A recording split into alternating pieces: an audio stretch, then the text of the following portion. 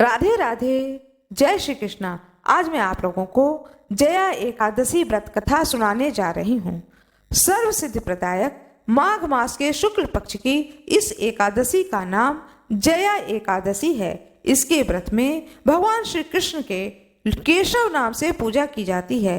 इस व्रत को करने वाले को भूत प्रेत पिशाच आदि निकृष्ट योनियों में जाने का भय नहीं रहता है और अनेकों जन्म के पाप नष्ट हो जाते हैं और इस लोक और परलोक में सभी सुख की प्राप्ति होती है। धर्मराज युधिष्ठिर ने भगवान श्री कृष्ण से कहा, हे जनार्दन, आपने माघ मास के कृष्ण पक्ष की षटतिला एकादशी का अत्यंत सुंदर वर्णन किया है।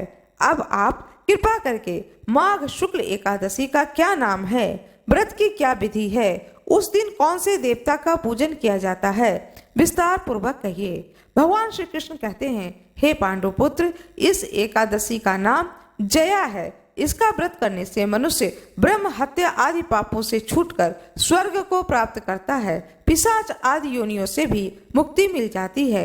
अतएव सभी को यह व्रत विधि पूर्वक करना चाहिए। अब मैं तुमको पद्म पुराण की एक कथा सुनाता हूँ।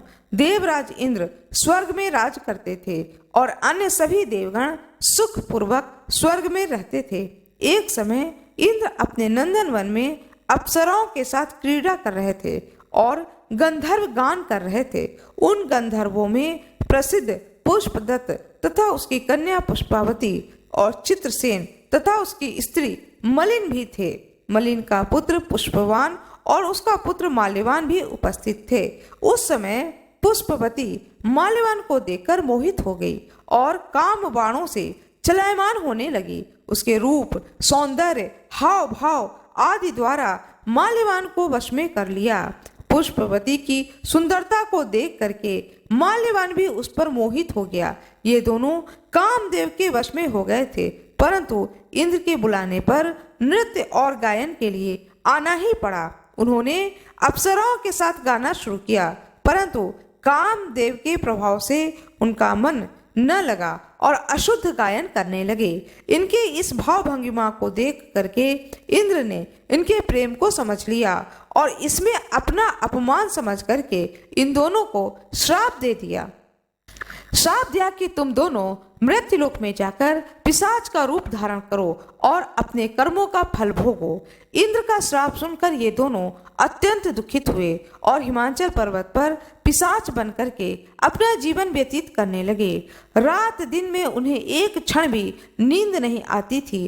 उस स्थान पर अत्यंत सर्दी थी। उनके दांत सर्दी में कटकटाते थे। एक दिन पिशाच ने अपनी स्त्री से कहा कि न मालूम हमने पिछले जन्म में ऐसे कौन से पाप किए थे जिसके कारण हमें इतने दुख प्राप्त हो रहे हैं और हमें यह इतनी दुखदायी पिशाच योनि प्राप्त हुई है। दैव योग से एक दिन माघ मास के शुक्ल पक्ष की जया नाम की एकादशी आई। उस दिन इन दोनों ने कुछ भी नहीं भोजन किया और न ही कोई पाप कर्म ही किया। वे दोनों अत्यंत दुखी मन से पीपल के वृक्ष के नीचे बैठे रहे। जब सूर्य नारायण भगवान अस्ताचल को चले गए तब रात्रि भर इन दोनों को सर्दी के कारण निद्रा भी नहीं आई। दूसरे दिन प्रातः काल होते ही इस व्रत और रात्रि जागरण के प्रभाव से इनकी पिशाच देह छूट गई और अत्यंत सुंदर वस्त्रों तथा आभूषणों से अलंकृत होकर के दोनों ने स्वर्गलोक को प्रस्थान किया। उस समय आकाश में देवगण तथा गंधर्व उनकी स्तुति तथा पुष्प वर्षा करने लगे। स्वर्ग में जाकर उन दोनों ने देवराज इंद्र को प्रणाम किया। इंद्र देव ने इनको उनके प्रथम रूप में देख करके अत्यंत चकित होकर के पूछा कि तुमने अपनी पिशाच योनि से किस प्रकार छुटकारा पाया, सब हाल बतलाओ। यह सुनकर के माल्यवान बोले, हे देवेंद्र, भगवान विष्णु की कृपा और जया एकादशी के व्रत के प्रभाव से हमारी पिशाच योनि का जो देह था वह छूट गया।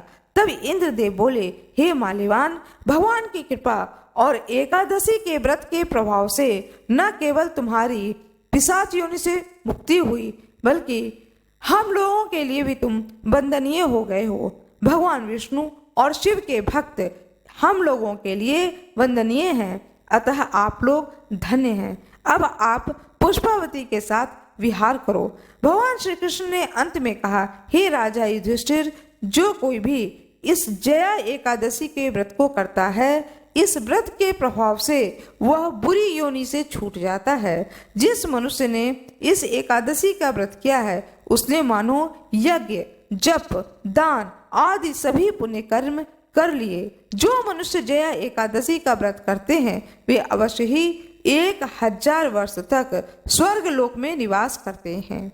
भगवान श्री कृष्ण की जय हो। भगवान श्री हरि विष्णु की जय हो। भगवान भोलेनाथ की जय हो। आशा करती हूँ कि आप लोगों को यह कथा बहुत ही अच्छी लगी होगी। कृपया वीडियो को लाइक जरूर करिएगा, शेयर करिएगा, सब्सक्राइब करिएगा। कमेंट बॉक्स में जय भगवान श्री हरि विष्णु अवश्य ही लिख दीजिएगा।